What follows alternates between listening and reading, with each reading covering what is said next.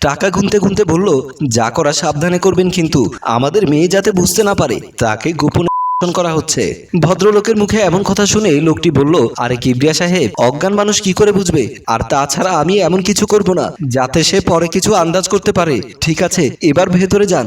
তবে হ্যাঁ, সবাই কিন্তু 1 ঘন্টা, তার 1 মিনিটও বেশি নয়। ক্লায়েন্ট কিবরিয়া নূরজাহান বেগমের দিকে বাঁকা চোখে তাকিয়ে ওকে বলে ভেতরে ঢুকে দরজাটা বন্ধ করে দেয়। সোহাগী অজ্ঞান অবস্থায় খাটে পড়ে আছে। লোকটি তার কাছাকাছি গিয়ে বসে, লোভনীয় দৃষ্টিতে সোহাগীর দিকে তাকিয়ে আছে, যেন সোহাগীকে এক্ষুনি চিবিয়ে খাবে।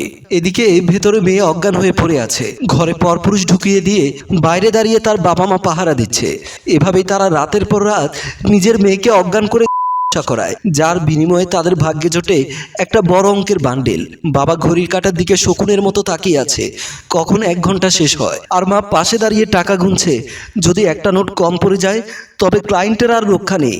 রুমের ভেতরে অজ্ঞান সোহাগীকে লোকটা নিজের মতো ভোগ করছে। সে শারীরিক ব্যায়াম শেষ করে উঠে প্যান্টের চেন মারতে মারতে বের হয়ে যায়। এদিকে 1 ঘন্টা হয়ে গেছে, তাই সোহাগীর বাবা মা দরজার দিকে তাকিয়ে আছে। আর এমন সময় ক্লায়েন্ট লোকটি তার শার্টটা গায়ে জড়াতে জড়াতে বাইরে বেরিয়ে এলো।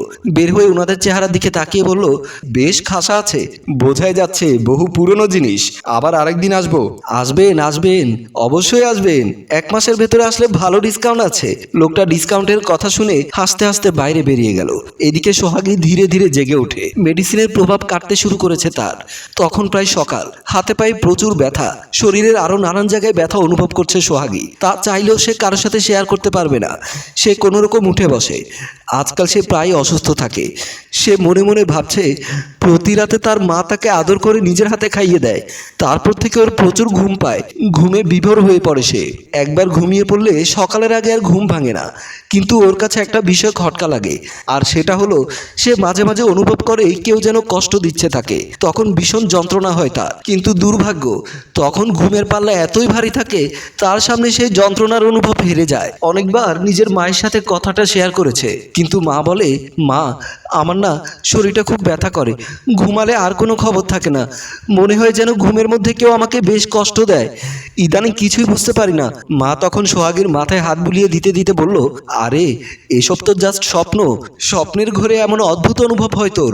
মা পাশ থেকে ওষুধ নিয়ে পানির গ্লাসটি নিয়ে সোহাগীকে খাইয়ে দেয়, আর বলে, এখন দেখবি তোর ভালো লাগবে। অবশ্য মায়ের কথাই ঠিক, রাতে যা হয় সব আমার ভ্রান্তি, তাছাড়া আর কিছুই নয়। কিন্তু সকালবেলা শারীরিক যন্ত্রণা এবং বিভিন্ন পরিবর্তনের কারণটা কি? এইসব হলে মা ওষুধ দিলে ভালো তো লাগে। সোহাগী উঠতে চাইতে চোখ জোড়া মনের অজান্তেই বিছানার চাদরের উপরে পড়ল। দেখতে পায় তার ছোপ ছোপ দাগ লেগে আছে। এটা দেখে বেশ ঘাবড়ে যায় সে। কিছু না ভেবে সে বিছানা থেকে নেমে এলো। মেঝেতে পা রাখা মাত্রই ব্যথায় সোহাগীর সারা শরীর কেঁপে উঠল। 2 পায়ের জয়েন্টে ভীষণ পেইন অনুভব হচ্ছে তার, যার কারণে হাঁটা মুশকিল হয়ে পড়েছে। কিন্তু যে করেই হোক বাথরুমে যেতেই হবে তাকে। পায়ে ভর দিয়ে কোনো রকম সামনের দিকে এগিয়ে যেতে লাগলো। এদিকে সোহাগীর বাবা মা তাদের ঘরে দুজন একটা বিষয়ে গম্ভীর আলোচনা করছে। বাবা বলল, আমরা প্রতিদিন মেয়েটার সাথে কি ঠিক করছি এটা? মানে কি বলতে চাইছো তুমি? বলছি ওকে কয়েকদিনের জন্য ছাড় দেওয়া যায় না, পরে না হয় আবার।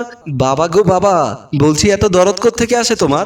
একবার ভেবে দেখেছো এই যে ভালো থাকতে পারছো, ভালো খেতে পাচ্ছো, এসব কিসের জন্য? সেই সব বুঝি আমি, কিন্তু একটা কথা বলো তো, সোহাগী যদি আমাদের নিজের মেয়ে হতো এটা করতে পারতে কিছুতেই? কিবরিয়া কথাটা বলা মাত্রই নূরজাহান বেগম তার মুখটা চেপে ধরে বলল, মাথাটা কি খারাপ হয়ে গেল তোমার?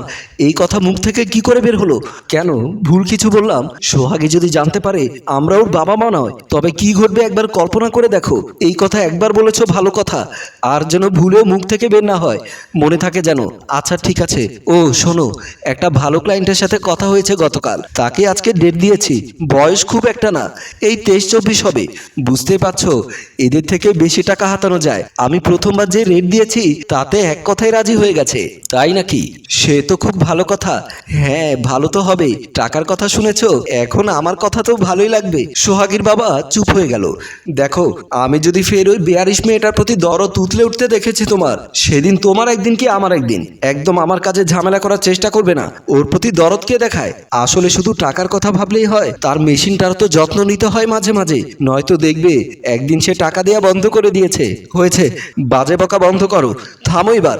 সোহাগীর বাবা আর কোনো কথা বলল না। ফ্রেশ হয়ে রুমে বসে আছে সোহাগী। তার মা নাস্তার ওষুধ এনে সোহাগীর পাশে বসে বলল, নাস্তাটা কর মা, আর এটাও খেয়ে নে। সোহাগী ওষুধটা হাতে নিয়ে বলল, কিসের ওষুধ এটা? তোর ব্যথার মা। আর কি? মা, তুমি জানলে কি করে আমার এখন ওষুধ প্রয়োজন? আমি কিছু বলিনি তো তোমায়। আরে মা, আমি তোর। মায়েরা সব বুঝতে পারে, তাদের বলতে হয় না। এত বকবক না করে খেয়ে নে।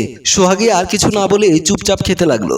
মা বের হয়ে দরজার সামনে আসতেই তার বাবা এসে বলল, মেয়ের কি অবস্থা? আমি নাস্তার সাথে ওষুধ দিয়ে এসেছি। আমি ক্লায়েন্টকে দেখে আন্দাজ করতে পেরেছিলাম সে বাড়াবাড়ি করে ফেলবে, তাই নিজে থেকে ওষুধ দিয়ে এসেছি।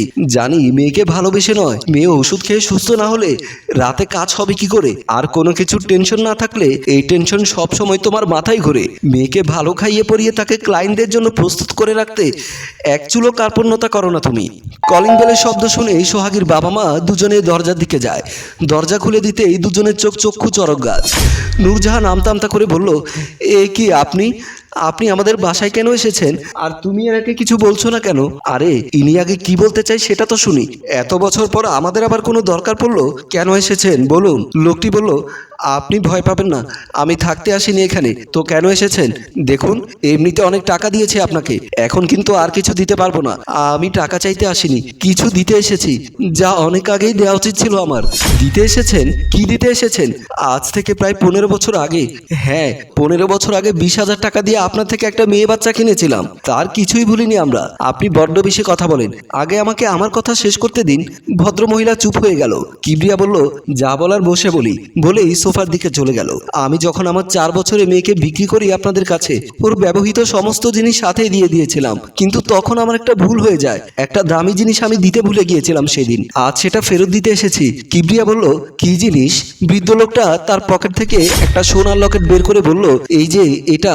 আপনাদের আমি তখন বলিনি সোহাগী আমার নিজের মেয়ে নয়, ওকে ডাস্টবিনে কুড়িয়ে পেয়েছিলাম আমি, এরপর নিজের কাছে রেখে দেই, লালন পালন করি।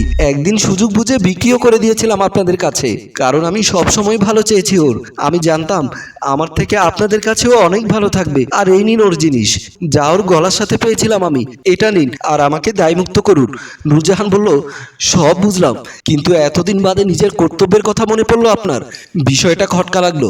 আসলে আমি লকেটটা হারিয়ে ফেলেছিলাম, বহু বছর পরে গতকাল খুঁজে পাই, তাই আর দেরি করিনি, নয়তো অনেক আগেই ফেরত দিতাম।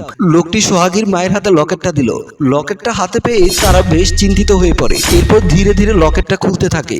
লকেটটি খোলা মাত্রই ভেতরের দৃশ্য দেখে আটকে ওঠে দুজনেই। একজনের চেহারার দিকে একজন তাকিয়ে আছে, দুজনেই ঘামতে থাকে। আর এখানেই বিভিন্ন প্রশ্ন আর চমকে দেওয়ার মতো কিছু টুইস্ট রেখে আমাদের গল্প শেষ হয়। সম্মানিত ভিউয়ার্স, কি হতে চলেছে? মেয়েটি তাহলে কার? লকেটে কার ছবি দেখতে পেল? তা জানতে দ্বিতীয় পর্বের জন্য কমেন্ট করুন। গল্পটি ভালো লাগলে লাইক, কমেন্ট ও শেয়ার করুন। ধন্যবাদ।